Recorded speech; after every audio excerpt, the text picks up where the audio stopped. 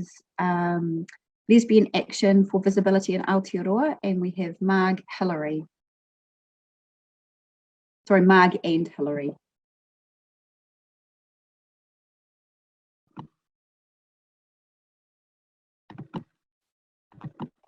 All good? Yep. Hello. Good morning.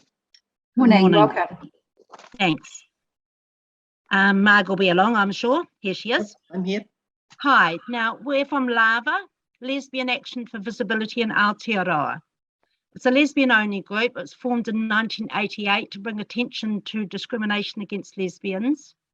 LAVA worked with the Human Rights Commission in the early 90s. And as a result, New Zealand became the first country in the world to use the word lesbian in legislation, being the Human Rights Act. This protects lesbians from discrimination on the grounds of our same-sex attraction. Over the last 5 decades, LAVA lesbians have worked tirelessly with other groups, queer groups, women's groups, gays and lesbian only, plus with our wider New Zealand community and MPs. Because of homophobia and sex role stereotypes, many of us would have trans when we were younger, if that had been possible. But we are so glad we couldn't. Our first point of concern in the bill is that of definitions.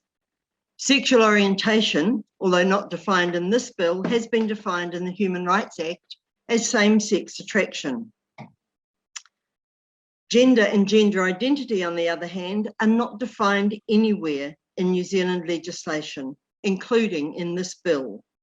So this raises the question for us, if we don't know what gender identity is, how can we define what is a conversion practice in relation to it?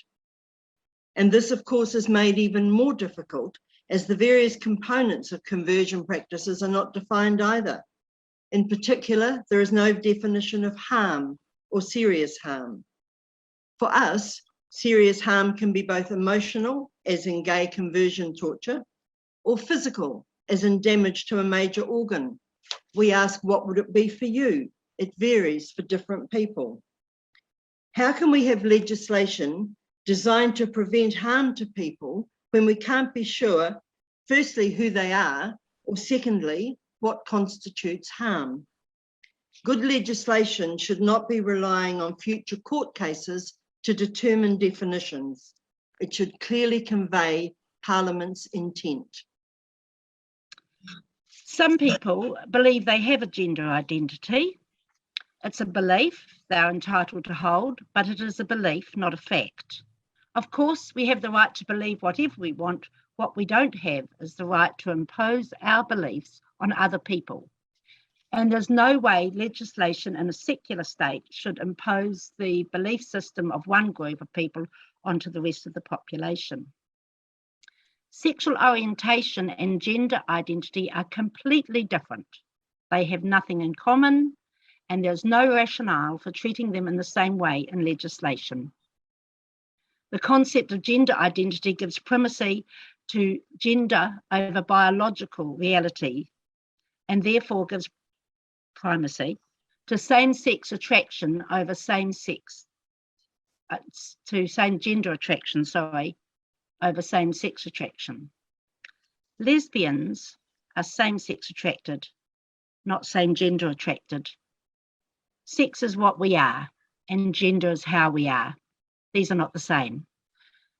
The majority of young women who transition are lesbian, and their shame, distress, and internalised homophobia is relieved by the suggestion and or affirmation of a trans identity, leaving them supposedly heterosexual. It's not okay to encourage our young people to base life-altering decisions on shame or on avoiding the reality of being same-sex attracted. One of the aims of this bill is to prevent the harm that comes from trying to suppress someone's gender identity. We see that the harm actually comes from automatically affirming someone's gender identity. This is what is the conversion practice. Automatically affirming to a young person that they are trans and then setting them on a path of lifelong dependence on drugs, of surgery, and of subsequent irreversible body changes. This approach denies them the opportunity to explore who they are, and this exploration is one of the fundamental elements of adolescence. The affirm-only approach, which is now dominant in New Zealand, sets a young person down a path of irreversible damage. We have sat with a young woman, 22 years of age. She has no uterus, no ovaries, and no breasts. Yes, she wanted the surgery, which she had at age 18.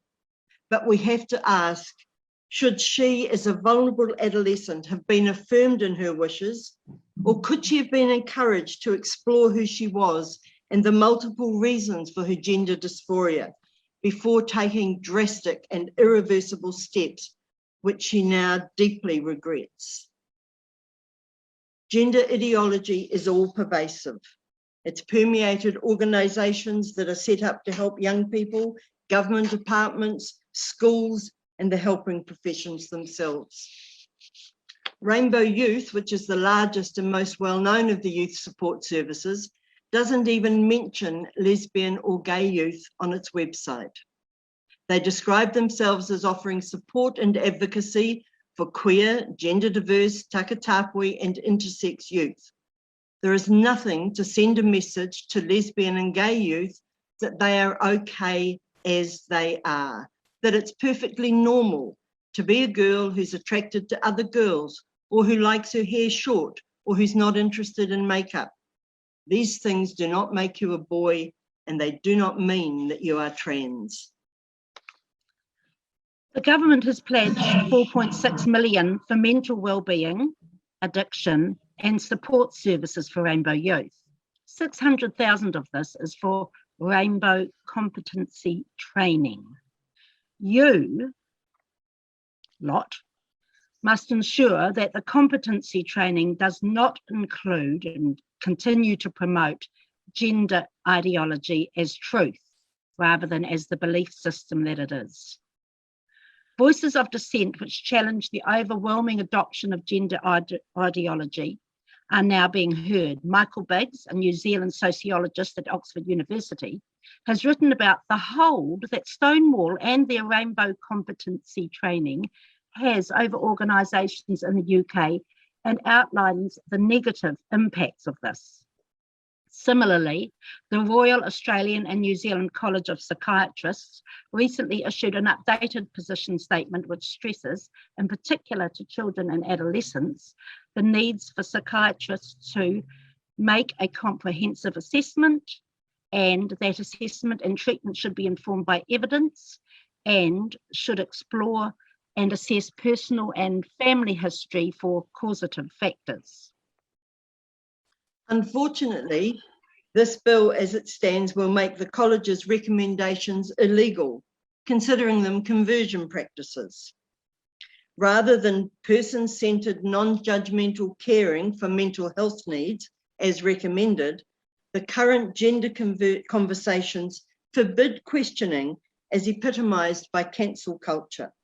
How this works is described by a detransitioner, and we quote, "All of my closest friends took the narrative of gender ideology as the unquestionable truth. Anyone who says they are transgender is transgender and deserves medical treatment, end of story." I had a lot of mental health troubles and little space to build any resilience. So in retrospect, my actions made sense, but ultimately it didn't help me. It only made me less able to deal with the real world. I believed that by punishing people for whatever I or others deemed to be bigoted, I was protecting the marginalised. If people didn't want to be cancelled,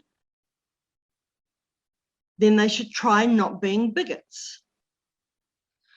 When you're involved in a community where refusing to submit to someone's authority will have you excommunicated, you can easily be coerced into believing things that aren't true. None of the doctors or surgeons that I spoke to questioned whether I was doing the right thing. There was no in-depth psychological assessment. by my doctors. Now, we do want to make it very clear that LAVA, as a lesbian group, is totally opposed to conversion therapy in any form being used on lesbians and gays. We agree with the objectives of the bill to affirm the dignity of all people and that no sexual orientation or gender identity is broken and in need of fixing. The issues at stake here is not about suppressing a gender identity, but using practices which convert a young person toward a lifelong commitment to that identity. Trinity Thompson-Brown, a young sister, says, I quote, "If you're a young person and you're going through conversion therapy right now, you're not alone. You're loved, you're accepted, you are celebrated. You don't have to change who you are. You don't have to mutilate or augment yourself, try and cut pieces of you off to fit into a box that you were never made for." So we ask, will LAVA be guilty of conversion if we circulate Trinity's quote with the purpose of encouraging people to accept their sex and their bodies along with their gender, however they wish to express it? Will we be changing or suppressing gender expression when we promote everyone being allowed to present with non-stereotypical gender and yet not be ashamed of our actual sex? Trans ideology uses and reinforces shame. We should be out and proud. We need to encourage our children to be free to be gender non-conforming and proud of their biological sex, not fill them with shame and promote biological denial. We see transitioning youth from gay to transgender as harmful. Thank you. Thank you very much, both Marg and Hilary, for your submission this morning. I've got a question from Simon Bridges, and if there's time, I've got one as well. Thank you very much for a clear, strong submission. It was one very, I think it is, what I'm about to say is this a relatively accurate summation of your submission? The bill's right when it comes to orientation, but it's got massive problems when it comes to identity, in many ways because of the medicalisation point. And do you, I have no expertise in this area, so, and it's where angels fear to tread, but we heard from, I don't know if you heard her, Stella, this morning from the UK. As I understood what she was saying, one of her points was that, in fact, where people are, young persons are transitioning, what may often be going on there is that they are in fact gay and subject to homophobia, or there's that aspect to it. Do you go along with that, or what's your? Yes, plus they might not even be gay. They might just be gender non-conforming, if you know, non-stereotypical. And that's part of, you know, the problem for women and men in the world. Our culture is very gender stereotypical. And that'd be great if that changed. And I'd add that there's internalized homophobia, which is hugely strong. So many young women don't want to be known as lesbian or don't want to think that they are lesbian. Thank you very much. But it's gorgeous. Thank you very much. I won't ask mine because we've got someone waiting to come on, but thank you for taking the time and thanks for a really thorough submission this morning. Thank you for listening.